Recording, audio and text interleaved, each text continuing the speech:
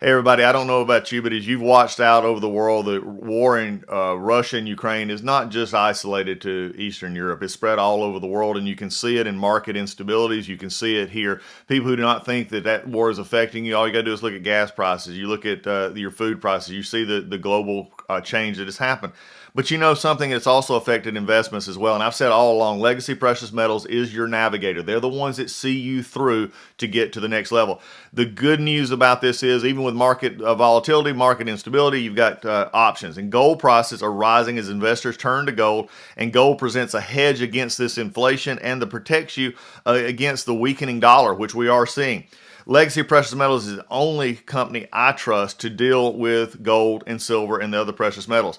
You need this investment. You need this as part of your portfolio to keep you buffered from what we're seeing in the world, war and volatility in the market. This is where you need to be. Call Legacy Precious Metals today. Be proactive about this. Get on board with it. Call them at 866-528-1903, 866-528-1903, or you can download their free investor's guide at legacypminvestments.com. legacypminvestments.com, your navigator in a volatile world of investments. Do you want to listen to a podcast? By who? Georgia GOP Congressman Doug Collins. How is it? The greatest thing I have ever heard in my whole life. I could not believe my ears. In this house, wherever the rules are disregarded, chaos and mob rule. It has been said today, where is bravery? I'll tell you where bravery is found and courage is found. It's found in this minority who has lived through the last year of nothing but rules being broken, people being put down, questions not being answered, and this majority say, be damned with anything else. We're going to impeach and do whatever we want to do. Why? Because we won an election. I guarantee you, one day you'll be back in the minority and it ain't gonna be that fun. All right, we're back. We've looked backwards at 2022. Now it's time to look forward to 2023. Things to look ahead. I just have a few things today. I want to lay it out. It may not be our longest time together because I don't have the crystal ball. If I did, well, it would actually make a bigger difference and a lot of money in the upcoming year. So if you have those insider tricks, this is probably not the place for it. But as we look ahead to 2023, some things that I'm just sort of looking at, thinking about, these are going to be the stories that, next year when we do the look back at 2023, these will be the things that we talk about. It'll be interesting to do a review and see where all this come out. As we look at this, a reminder, if you have things to look forward to in the new year, go to the DougCollinsPodcast.com, hit the email button and say, hey, Doug, in the new year, let's talk about this. I want to see something done with this. And we're taking your suggestions. We'll have guests on to talk about them. Maybe we'll just talk about them with each other. But we want to make this a podcast that is very usable, one that people get a lot out of. We're enjoying doing it and want you to have that as well. So let's start off. What is going to drive the year as it begins 2023? Well, the first one is sort of similar to the look and review, but it's going to be the new Congress. And the new Congress is going to have a 51-seat majority for the Senate, and it's going to have a 4-seat majority for the Democrats, by the way, in the Senate, and a 4-seat majority for the Republicans in the House. What will this lead to? I have a very much of a belief that this is going to lead to a lot of nothing getting done, a lot of chaos. We're seeing it already as you start looking at the new Congress with the Republicans who are having trouble coming behind and getting behind a single speaker candidate, that being Kevin McCarthy, who was elected by the caucus but can't get enough votes to get the floor vote for speakers. So, as of this taping, which is late in 2022, we're only about 10 to 15 days away from the start of the session. The Republicans can't say for certain that they're going to be that Kevin McCarthy or who is going to be elected as speaker. So if you think this is the big time problems, that if this is going to be the worst, then I've got news for you. This will actually be some of the easiest. Kevin has actually been able to gain a great deal of the conferences, between 5 and 12 folks who say they don't want to vote for him. But this is just about being speaker. The reason I say that next year is going to get little to nothing done is we've not even come to the decisions that are going to be so difficult for many in the Republican Congress, such as debt ceiling votes, actually putting together a budget, which we broke down for you a few weeks ago. You know, how they're going to put the 12 spending bills together, how they actually going to get them through, knowing that the Senate is going to be firmly in Democrat hands with 51 votes, and are not going to go along with much of what the Republicans want in the House. So there will be, if anything gets done, a compromise that would have to be struck at some point. And whoever is speaker, whether it be Kevin or anybody else for that matter, if he doesn't get it, is going to have to figure out how to get a budget done, appropriations package done, before we have shutdowns. And for some of you out there who are saying, oh, shut down the government, shutdown is the worst form of working with government. It shows you can't get anything done. It also frustrates the American people. And again, at the end of the day, you're not saving any money. For all of you out there who believe that there's just a lot of money saved, there's actually more money lost given the shutdown and its effect and secondary effects on businesses across the country. This is a time, and look, I was a part of this, and I had shutdowns during my time up there that were very frustrating when you can't get enough votes in the majority party. Remember, I've said this many, many times, the 4-vote majority that the House has right now for Republicans is almost an unmanageable majority, because you have several who have, especially when it comes to funding or spending bills, have never voted in favor of, even when Republicans were in control the last time. So what's going to change now? I'm not sure anything does. And so this is going to require a different set of working in the Congress to get some things done. But I will say this. If you look back in history, some of the bigger items that have gotten done has been when there is a divide in government, whether it be from the presidency into the Congress or between the Congress and these different branches. But there is opportunity here, if they will seize it, to actually get things done for the American public, hopefully in the form of energy, hopefully in the form of costs coming down, hopefully in the form of taking some of the budget items and making sure that we're not growing at the rate that we're growing right now. The debt's growing the way it was going. These will be items that I think the new Congress can effectively work on, but it's going to actually take legislating. It's going to take more than just sound bites. It's going to take more than getting it done. But what will dominate, I believe, the picture going forward is going to be a Congress that is essentially tied. And I think this is going to take precedent as we go throughout the year. So issues that are going to be difficult is going to be anything dealing with spending, anything dealing with the debt ceiling, anything dealing with immigration, anything dealing with immigration, crime, criminal justice reform, which is what I would love to see, them work on more, which actually has both a money and morals effect that we need to have.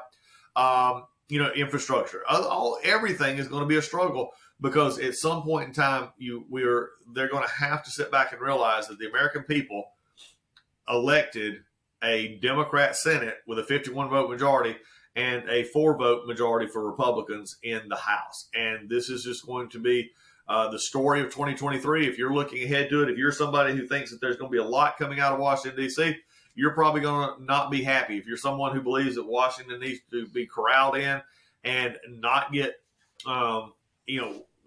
wildly unpopular spending bills or others going through, then you're probably going to be happy, because this is what's going to happen. My concern is if they get this omnibus passed here in December, the next spending bill will be in September.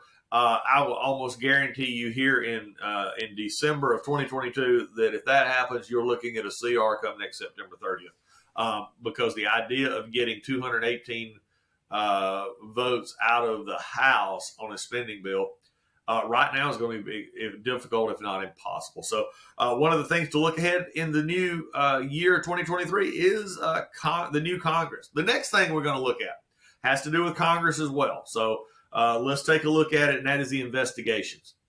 And this is one of the reasons that I was talking a great deal about why the Georgia Senate race was so important in the runoff. If you had left it at, if Walker had won, the Senate would have been 50-50, meaning the power sharing agreement would have stayed in place. It would also have meant that getting subpoenas for Senate investigation was almost impossible unless both the Republicans and the Democrats agreed on the issuance of a subpoena. In looking at that, that was going to be very hard to do any kind of partisan investigations, because the other side would just simply nix the subpoena idea. Well, with Walker losing, Warnock becoming the senator for now a full 6 years from Georgia, they have a 51-seat majority, which means they'll have the control of the committee system. That means that Senate will be able to engage in investigations, which they've not been able to do for the first 2 years of the Democrats being in control in the Senate. They've not had the ability to investigate, or to now, what I believe is going to happen, counter investigate what the House is doing. The House is, Republicans are pretty well hell-bent on investigating the Biden administration on many, many fronts.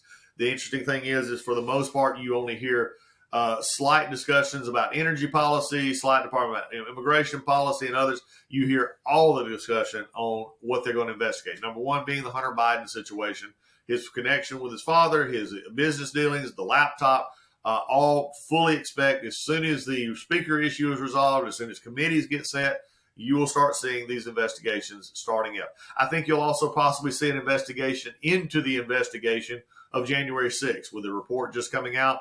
I think you'll see either a counter narrative that will develop through either oversight or the Judiciary Committee, or maybe even administration, that actually looks at other parts of January 6th that most feel like were not looked at on how security and other issues that day. So I think you're going to see that being a big influence. You're going to see immigration being an investigation. Mayorkas might as well just have an office on the Hill, because he's going to spend the first quarter or 6 months until either he resigns or he possibly is impeached, which won't happen except in the House. It's just going to be that the immigration situation is right now. In the past year, we have had over 2 million people come across the border, which is more than the population of Idaho. Folks, I am for a solid legal immigration program into this country.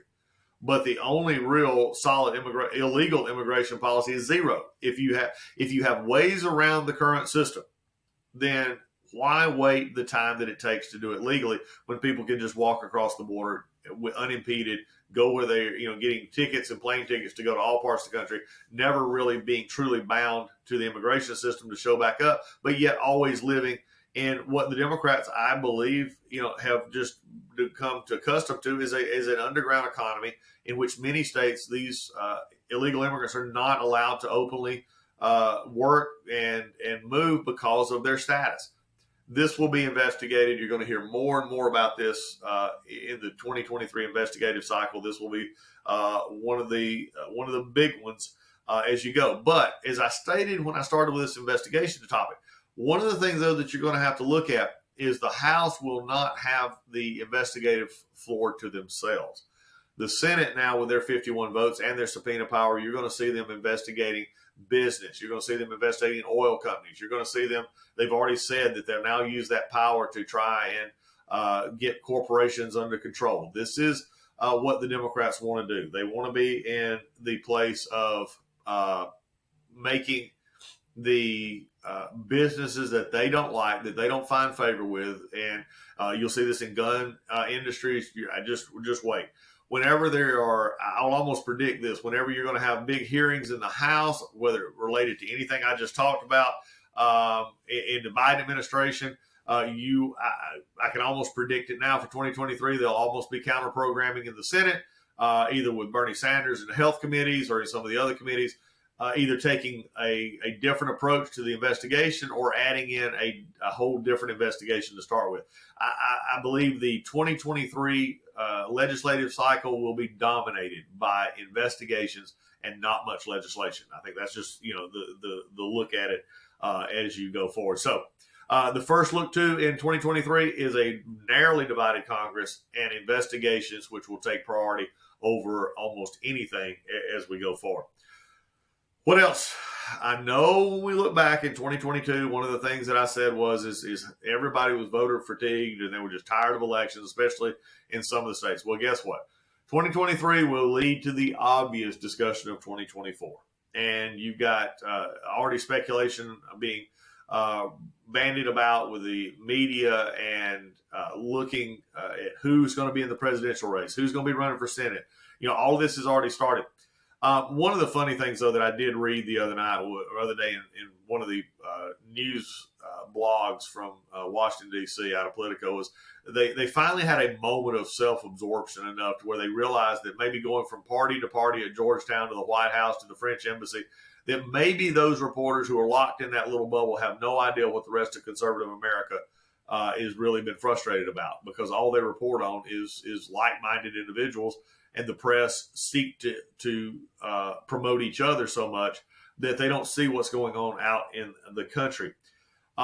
And that will continue to build over into this 2023 with the 2024 election cycle and the presidential election cycle, which is already kicked off because we already had Donald Trump announce his run for presidency. I would look for late spring, mid to late spring, to be the next batch of folks coming out who want to run against what was perceived to be Joe Biden at this point now. He seems to be making the moves to run as president. If not, we'll be back to, within 4 years, being back to a full primary system on both sides of the aisle to who will be the nominee for the Republican Party. In this, from the Republican side, I think you'll start seeing those who may want to jump in, like I said, by mid-spring in 2023. Some of the state legislature governors like Ron DeSantis and others have a legislature that will run until April or May. I think if he's going to run, you'll see him get in. You'll see more movement toward the beginning, but you'll see him actually get in after the legislative session. Folks like Mike Pence, Pompeo, others, they may jump in a little bit before then to try and make their mark. Either way, this will be a long presidential cycle. If Joe Biden stays as the nominee on the Democratic side, which, by the way, polling are showing a well over 50% not wanting him to be the Democratic nominee, then the Democrats will at least probably be quiet. I'm not sure you see somebody jump up and try and challenge Joe Biden during this time. So, which means that there will be, all eyes will be on the Republicans, and that will be the Trump race with whoever else jumps in there. Trump, of course, carrying in an advantage going in, especially in the primary voters. Whether someone else like DeSantis and others can overcome that, that'll be left to be seen. And then also, it just pays to mention there's the investigations going on of the former president and how those actually play out in this 2024 election cycle. I don't believe that the DOJ, FBI will curtail anything that they're doing right now simply because Donald Trump is declared for president. I think especially 2023, that'll be the first probably 2 quarters will be, if you're going to see something come out, you're going to see it come out during those times. So, again, election 2024, yep, it's got to be a part of a future look into 2023. I've added one as I looked ahead, just sort of futuristically looking ahead, and as the military. And I think recruitment is going to be another theme coming out of this next year, and how recruitment is going in the Army and the Marines, the Navy, the Air Force, the Space Force, the Coast Guard. Especially when it gets to some of our ground forces, the Army in particular, and how if we're able to maintain any recruitment goals. This is becoming more and more of a struggle. And I think it's also going to see a fallout, which is not being discussed right now. There's a lot of victory laps being taken in Washington, D.C. right now by members of Congress who put into the NDAA that the vaccine mandate would go away by, I think, by January, at the end of January. But what they didn't address was what the vaccine mandate, now going to repeal it, actually caused in the military. 2023 will start hopefully to see some of those resolutions. You're going to see some court cases being heard by the Navy SEALs, by others in the Air Force and others who were denied religious exemptions, were denied medical exemptions, were denied others to not take the COVID shots. And many of them have been adversely affected, whether they're not able to drill for their points, not get a good retirement year, possibly miss promotion boards, these kind of things. Again, Congress did what was easy. And that was, and for many of us, that's, probably something that should have been thought about a long time ago. But Congress did the easy part. They didn't do the hard part. The easy part was saying that the mandate's got to go away. The hard part was saying, what do you do with these people who have been adversely affected? And another half to this is, what do you do with the people who were compliant, who actually did follow the order, take the shots, and are in the military? and now looking at colleagues who chose to go around the system, not follow the order, not take the vaccine for whatever reason that they chose not to on their own principle stand. Now you set up a situation inside the military that is the us against them in many ways that is going to be frustrating. 2023 is going to be a difficult year in dealing with this. And I know from my perspective in the Air Force, we're already hearing, about members who, talk about it not being fair. They talk about this, it's affected me. Why can't I be put back right if I didn't take it? Now you're saying I don't have to take it. Look, we've got enough going on in our military. This is the last thing we needed, but this is the division that has been let through this administration and through some of these decisions. Also, I'll just lay it out there. What does it mean for future vaccines? What does it mean for future things in the military? It's going to, I think, it's going to be a challenge. I mean, you got the flu vaccine now. Most everybody's taking the flu vaccine. You have a few now who are not taking that. And then if there was something else that needed to go about, when is these different issues going to come about in the military, especially when it deals with health issues? That's going to be left to be seen. But I think it's something that you can't ignore going forward as well. So the military, recruitment, the fallout of this vaccine mandate, which a part of the recruitment issue is finding its way through this vaccine mandate, and others is going to be more and more difficult to deal with, especially if the economy does take the incentives from the Federal Reserve and comes back stronger. This will make these decisions even more difficult in recruitment and retention as we go forward. So the military is going to be another one. What else do I see coming forward in 2023? I think it's going to be a reshuffling and a fallout from the social media dominance of the past 5 to 6 years. Really, over the past 5 to 6 years, you've seen the dominance of Twitter, Instagram, YouTube, Facebook, and others that have dominated not only the social scene and the social fabric of our country, but also the political scene. Now with Elon Musk buying Twitter, we see TikTok being banned on government phones and government computers. We see Facebook struggling. We see Twitter, even after the purchase from Elon Musk is struggling financially, trying to get its balance sheet in order from the balance of people who use it as opposed to revenue coming in from advertisers. We're seeing the same thing across the board. We're in a time in which the social media platforms have become more and more important to people. They've also become more and more reorganized, different, and challenged from both the left and the right. An interesting look for 2023 will be how do they react to that, and how does the general public react to that? It's going to be hard to tell, but I think if you look at this, the freer the speech, the better the components it will do. Making sure that we're not, the platforms are not becoming, basically, cesspools for conspiracies and everything else. But again, that is the common marketplace. That is the discussion in the town square. How do you balance that? It's going to be very difficult.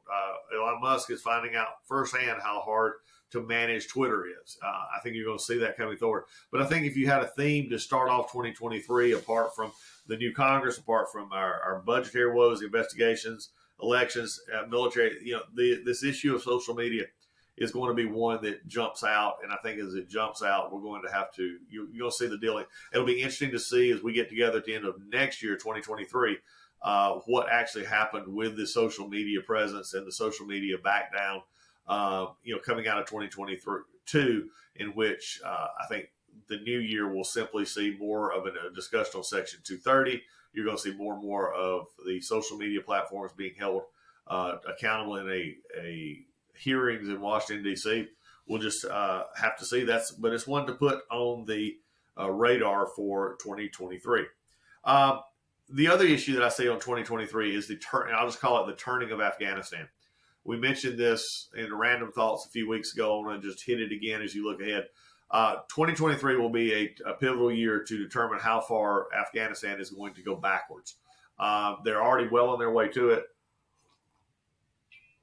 The question will be is how much the world allows them to turn back into a safe haven for extremist groups, Al-Qaeda, ISIS and others in the Taliban letting that happen, the Taliban, enforcing its brutal version of Sharia law on the country, in which we've already seen public executions by victims' families. We've seen hands being cut off. We've seen canings.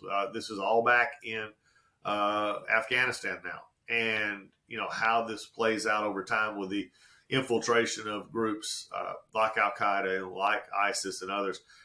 2023 will be an interesting year to see if those breeding grounds actually blow up into full-blown problems in the world from a terrorist standpoint. And it can be one faced back to the decision by Joe Biden to just arbitrarily remove our troops without ensuring that Afghanistan would have some semblance of a safe transition. It just didn't happen, wasn't there.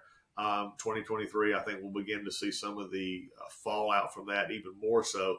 I'm hopeful that somewhere this is resolved, that the either through action, sanctions, whatever it may be, to get this resolved. But if we're still talking about the Taliban having free reign, Afghanistan being a market on the world, player on the world stage, then we're just moving more and more closer to a just complete Armageddon, if it would, of terrorist activity, and not knowing where they come from, that would make, I believe, the late to mid to late 1990s and into the first part of 2000 something that we have not seen. And this would be actually, I think, even more so, given the tools and the equipment that were left in Afghanistan. So another topic for you to look out at on 2023, it will be the turning of Afghanistan more toward back being a haven for terrorists as we go forward. Issues that are going to hang around for the next year, immigration, this, whether it be an investigation or just the fact that Title 42 ended, more and more people coming across the border. Immigration will be another topic that Republicans will talk about, Democrats will not talk about, and when they do, they'll blame Republicans for what's going on or prioritizing, marginalizing, whatever, the state's efforts into fixing the broken system. But immigration will be on the top. Ukraine, as we mentioned in the last broadcast, Ukraine is going to be one that goes into 2023 out of 2022. And hopefully what will be an end game in Ukraine. Other issues that are out there is the energy prices. Will we see oil come down? Will we see gas prices continue to come down? Only time will tell there. That's a 2023 item that, will affect a lot of people. Where will inflation be over the next year? We saw it rapidly rise this year. Will there be another rise, or will there be, will it be a soft landing or recession? Those are the 2023 questions that we got to look at. So a lot of issues to look forward to. But before we get going, I do have a couple of just fun predictions. And James, who many of you have, if you listen to my radio show in the past, you've known James, my producer. We laugh about our predictions, but I'm going to give some predictions here for Major League Baseball, NFL, NBA, and NCAA in the coming year. Now, the NFL pick and the NCAA pick will be for this coming up Super Bowl and coming up Bowl Championship Series. So just keep that in mind. But for Major League Baseball, I predict, this is going to be, and some of you will be so shocked, the Braves to win the World Series. I think they'll come back. I think they're going to get stronger in the pitching staff. They've got a very young team. Although they lost Dansby Swanson, I wish him nothing but the best. I just don't think he's worth the contract. So I think the Braves, with their farm system, will come back. You'll see the Braves win the World Series in 2023. It's 2 and 3 years. The Super Bowl, which will be played in February, I see the Bills winning the Super Bowl. I think Josh Allen and some of that defense getting back together. It's going to be interesting. As a reminder, though, I think one that will go deeper than most people think, because I believe this is a Cinderella year for them, and that is the Minnesota Vikings. Everybody forgets about Minnesota. Nobody talks about Minnesota. All they can do is keep winning. And as they did just this past weekend, overcoming a 30-plus point deficit to win against Indianapolis. Fun fact here for you, though, here on the podcast, throw out for you Matt Ryan, who was former quarterback for Atlanta Falcons, now the quarterback for Indianapolis Colts, has the distinction of losing the two biggest leads in the Super Bowl and in regular season in NFL history. Same quarterback. So just something to throw in there. NBA, I think the Milwaukee Bucks will win the NBA title this year. They're playing, good ball. They're playing coordinated.